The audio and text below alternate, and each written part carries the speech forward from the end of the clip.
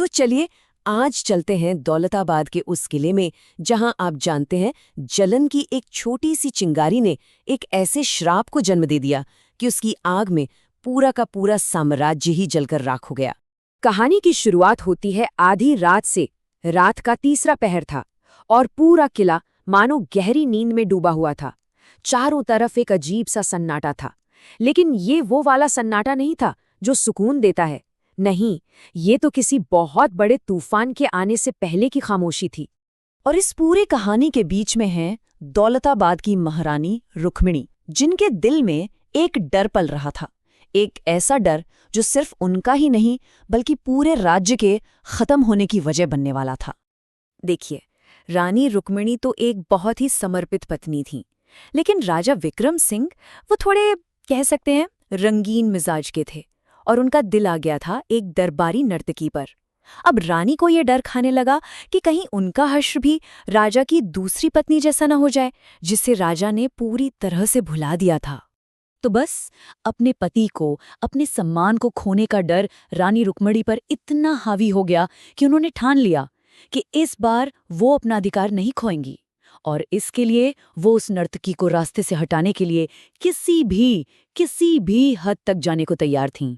और जब उनकी सारी कोशिशें एक एक करके नाकाम होने लगी, तो रानी की हताशा उन्हें एक बहुत ही अंधेरे रास्ते पे ले गई, तंत्र मंत्र के रास्ते पर।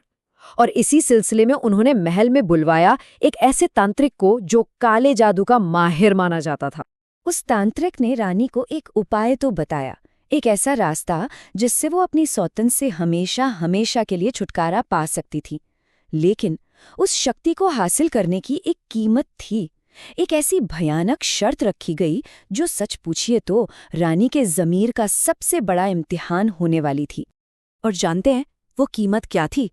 एक मासूम जिंदगी। जी हाँ, तांत्रिक ने साफ साफ कहा, इस शक्ति को जगाने के लिए तुम्हारी सौतन के बेटे सूरज का लहू चाहिए, वही सूरज जिसे रानी रुक्मिणी ने हमेशा अपने सगे बेटे की तरह पाला था। और फिर आई वो अमावस्या की काली रात।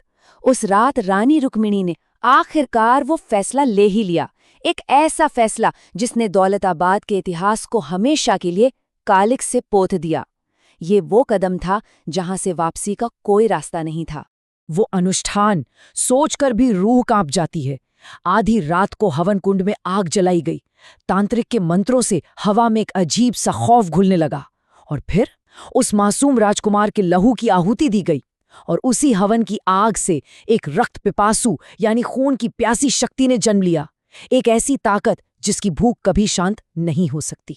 तांत्रिक ने रानी को चेतावनी भी दी। उसने कहा कि ये जो शक्ति है ये रक्त पिपासु है, मतलब खून की प्यासी, और अगर इसने एक बार भी खून चख लिया तो इसे काबू करना नामुमकिन हो जाएगा। तो इसे कहीं कैद करके रखना ही होगा, वो भी गहरे पानी में। तब रानी ने फैसला किया कि वो इस शक्ति को महल की ही एक गहरी बावड़ी में कैद कर देंगी। तो अब उस काली शक्ति को अपने बस में करके रानी रुक्मिणी तैयार थीं अपनी योजना को अंजाम देने के लिए। और उनका निशाना कौन था? वही नर्तकी, और जगह वही सुनसान बावड़ी जहां वो खौफनाक शक्ति कैद थी। रानी महल में ही थीं, दूर, और वहां से उन्होंने मंत्र पढ़ने शुरू किए। ओम ह्रीम क्लीम चामुंडा यई विच्चे। उनका बोला गया एक एक शब्द उस बावड़ी के शांत पानी में सोई हुई उस भयानक शक्ति को जगाने का एक बुलावा था। और उधर जैसे ही उस नर्तकी ने नहाने के लिए बावड़ी में कदम रखा, उसे कुछ तो अजीब लगा। पानी ठंडा था, लेकिन उसमें एक अजीब सी अनचाही सी गर्माहट थी। उसे ऐसा महसूस हुआ जैसे पानी के अंदर से कोई उसे लगातार घूर रहा हो। अब वो घबराकर बाहर भागने ही वाली थी कि खौफनाक इशारे शुरू हो गए।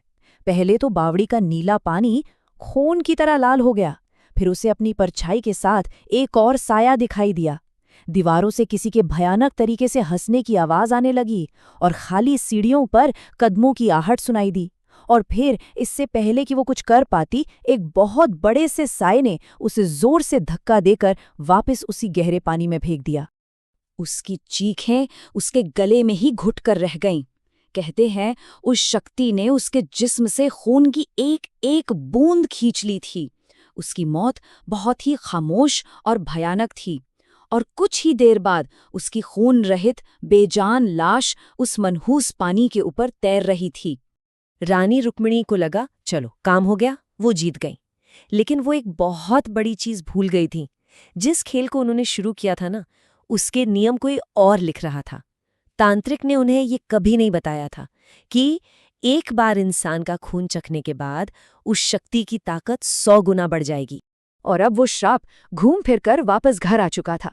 एक शाम राजा वापस रानी के पास लौट आए। सब कुछ ठीक लग रहा था कि तभी अचानक रानी के चेहरे के हाव भाव बदलने लगे। उनकी आंखों में एक अजीब गैर इंसानी सी चमक आ गई और चेहरे पर एक भयानक गुस्सा दिखने लगा।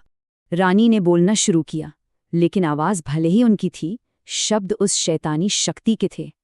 उसने घबराए हुए राजा की आंखों में देखकर कहा, मेरे साथ जीने मरने का वादा किया था ना, तो अब तुम्हें मेरे साथ चलना ही होगा।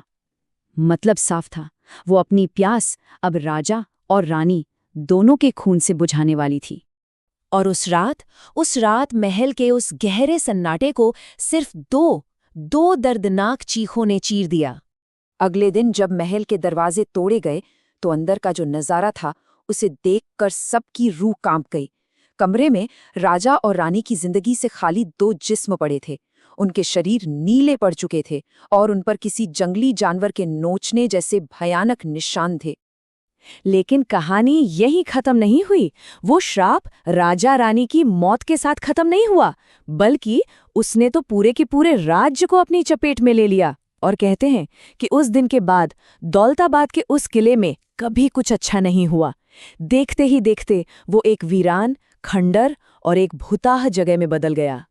तो सवाल ये उठता है कि बदले की असली कीमत क्या होती है? ये कहानी हमें यही सिखाती है ना, कि जब कोई नफरत और बदले की आग में किसी और को जलाने निकलता है तो उस आग में सबसे पहले वो खुद ही जलता है, और आखिर में हाथ में बचती है तो सिर्फ राख।